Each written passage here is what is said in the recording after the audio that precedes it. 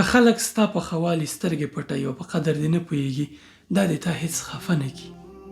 پوهېږې ولې؟ ځکه د دوی دغه قدر او بې قدري چې تا ته یې درکوي که نه درکوي، دا ستا د حسناتو یا د نیکیو په تله کې هېڅ تاثیر نه لري. مونږه نوح علیه السلام پیژنو، میلیاردونه انسانان د هغه نوم یادوي، په قرآن کې تلاوت کوي، نوم یې یادوي، اما د هغه د نیکیو په تله کې څه ګټه ورته لري؟ که څوک یې ښه یاد کړي که بد؟ نه.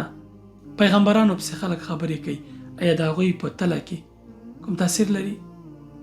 د پیغمبرانو سپکاوی خلکو کوو، د هغوی په حسناتو کې څه ګټه تاوان ورسو؟ نه. ستا قدر هم هغه وخت مهم دی درته چې الله سره وي، چې الله دې قدر وکړي، الله دې وپیژني. د انسانانو په څیرو کې خپل قدر مه لټوه.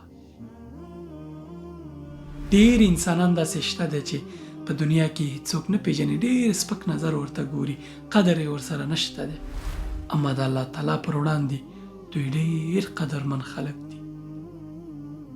که په الله قسم وکړي او یې دعا وکړي، الله به یې قبول کړي.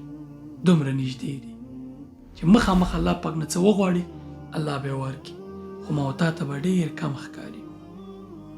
پام دې وي چې د مال او دارایو دنیا په خاطر باندې یوازې دغه صفاتو باندې څوک قدرمن درته نشي، ته به بیا ماده پرست دي.